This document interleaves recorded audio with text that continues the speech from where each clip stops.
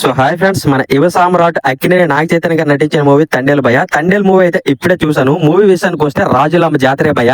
ఈ movie story line అయితే మన అందరికీ తెలిసిన విషయమే. ఇదైతే ఒక రియల్ స్టోరీ, శ్రీకాకుళంలో జరిగిన రియల్ స్టోరీ అనమాట. శ్రీకాకుళంలో 22 మత్స్యకారుల మీద ఈ స్టోరీ అయితే తీశారు భయ. ఈ మూవీ కథ అయితే ఒక డాక్యుమెంటరీ భయ. అయితే చందు ముండేటి గారు అయితే డాక్యుమెంటరీని ఒక మూవీలా మార్చారనమాట.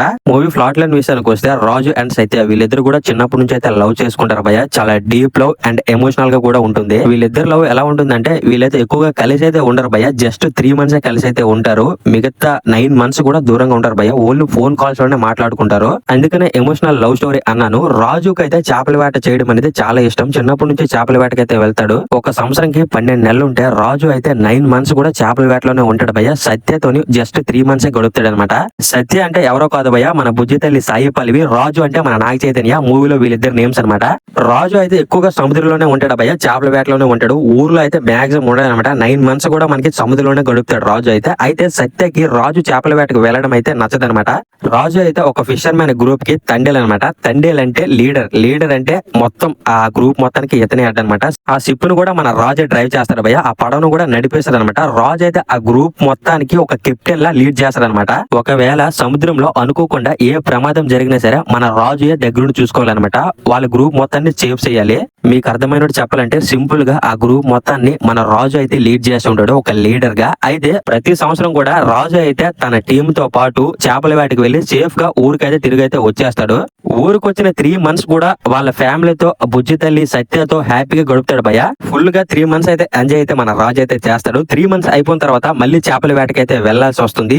సత్య అయితే ఆ రోజు రాజుతో చేపల వేటకు వెళ్ళొద్దని చెప్తుంది. అయినా సరే వినకుండా మన రాజు అయితే ఆ రోజు చేపల వేటకి అయితే వెళ్ళిపోతాడు. ప్రతి సంవత్సరం వెళ్ళినట్టే మన రాజు అయితే తన టీముని తీసుకుని గుజరాత్ వేరే వాళ్ళు అయితే వెళ్ళిపోతారు భయ చేపలు పట్టుకోవడానికి.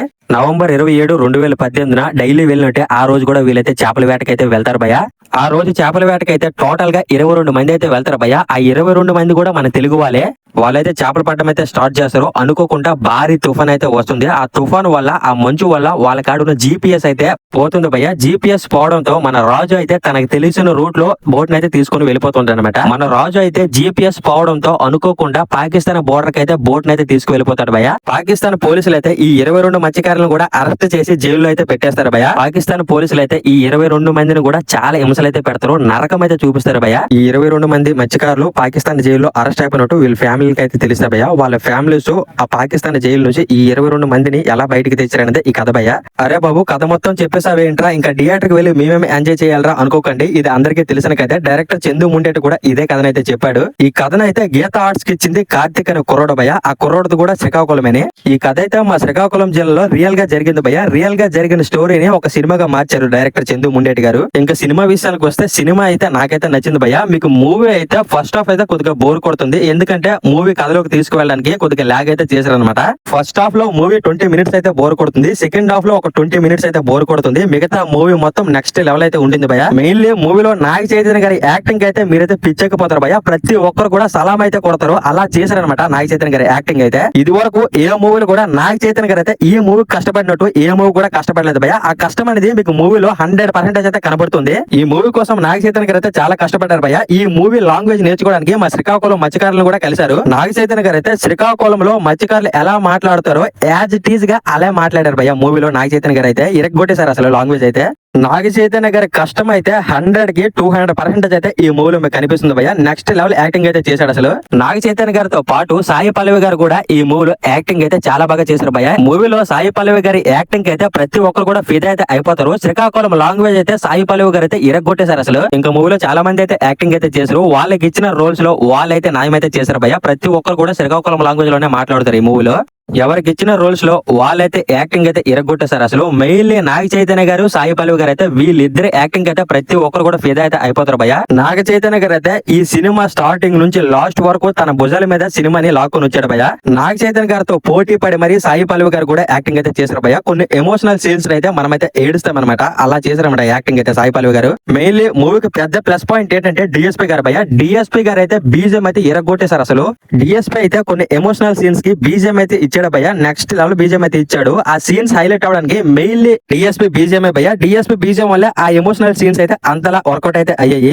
మూవీలో 5 సాంగ్స్ అయితే ఉంటాయి. 5 సాంగ్స్ కూడా చాలా బాగుంటాయి భయ్య. ఏ సాంగ్ కూడా మీకు బోర్ అయితే కొట్టదు. సాంగ్ ఎక్కడైతే ప్లే అవ్వాలో అక్కడే ప్రతి ఒక్క సాంగ్ కూడా ప్లే అయితే అయ్యింది. మూవీలో సముద్రంలో ఒక సీక్వెన్స్ అయితే ఉంటుంది భయ్య. ఆ సీన్ అయితే నెక్స్ట్ లెవెల్ అయితే ఉంటుంది. దేవర సినిమాలు అయితే చూసాం కదా, అలాంటి ఫీల్ అయితే ఇస్తుంది. ఆ విజువల్స్ గానీ ఆ గ్రాఫిక్స్ గానీ ప్రతి ఒక్కరు కూడా బాగా ఆ సీన్ కి అయితే వర్కౌట్ అయితే అయ్యాయి. మూవీలో హైలైట్ సీన్స్ అయితే ఎక్కువగా సెకండ్ హాఫ్ లోనే వస్తాయి భయ్య. మెయిన్లీ ఆ పాకిస్తాన్ జైల్లో జరిగిన సీక్వెన్స్ అయితే ప్రతి ఒక్కరు కూడా నచ్చుద్ది. ఓవరాల్ గా మూవీ అయితే చాలా బాగుంటుంది భయ్య. ఫస్ట్ హాఫ్ లోనే ఆ లవ్ స్టోరీ అనేది ఇంకా కొద్దిగా పెంచి ఉంటే బాగుండేది అనిపిస్తది.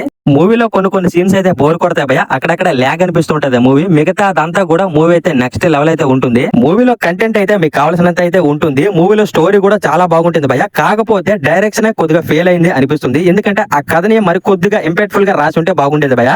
ఓవరాల్ గా ఇట్స్ ఏ గుడ్ మూవీ భయ్య. సినిమా అయితే ప్రతి ఒక్కరు కూడా నచ్చుద్ది. కాకపోతే మరీ 4-5 సార్లు చూసే సినిమా అయితే కాదు, కానీ 1-2 సార్లు అయితే సినిమా అయితే చూడొచ్చు భయ్య. సో ఫైనలీ మనం పెట్టిన డబ్బులకి ఈ మూవీ న్యాయం చేస్తుందా లేదా అంటే పక్క న్యాయం అయితే చేస్తుంది భయ్య. మనం పెట్టిన ప్రతి ఒక్క రూపాయి కూడా ఈ మూవీ అయితే న్యాయం అయితే చేస్తుంది. మూవీ అయితే నాకైతే నచ్చింది భయ్య. It's a good movie. Thandel సినిమాతో నాగ చైతన్య గారు అయితే బ్లాక్ బస్టర్ అయితే కొట్టేశారు భయ్య. మీరైతే ఫిక్స్ అయిపోండి. సో ఫైనలీ ఈ మూవీకి నా రేటింగ్ ఎంత అంటే 4 పాయింట్స్ అయితే ఇస్తున్నాను భయ్య. మూవీ అయితే చాలా బాగుంది. మీరు ఈ మూవీని ఇంకా చూడనట్టయితే దయచేసి టికెట్స్ అయితే బుక్ చేసుకుని వెళ్ళి చూసేయండి భయ్య. మీరు పెట్టిన ప్రతి ఒక్క రూపాయికి కూడా ఈ మూవీ అయితే న్యాయం అయితే చేస్తుంది భయ్య. ఈ మూవీ అయితే పక్కా థియేటర్ చూడాల్సిన సినిమా. సో ఇదే భయ్య ఈ తండేల్ మూవీకి సంబంధించిన రివ్యూ అయితే. ఈ వీడియోని అయితే ఇక్కడతో ఎండ్ చేస్తున్నాను. ఈ వీడియో కన్నా నచ్చుంటే లైక్ చేయండి, షేర్ చేయండి, కామెంట్ చేయండి. ఇలాంటి లేటెస్ట్ మూవీ అప్డేట్స్ ఎలాగో తెలుసుకోవాలంటే మన ఛానల్ అయితే సబ్స్క్రైబ్ అయితే చేసుకోండి భయ్య.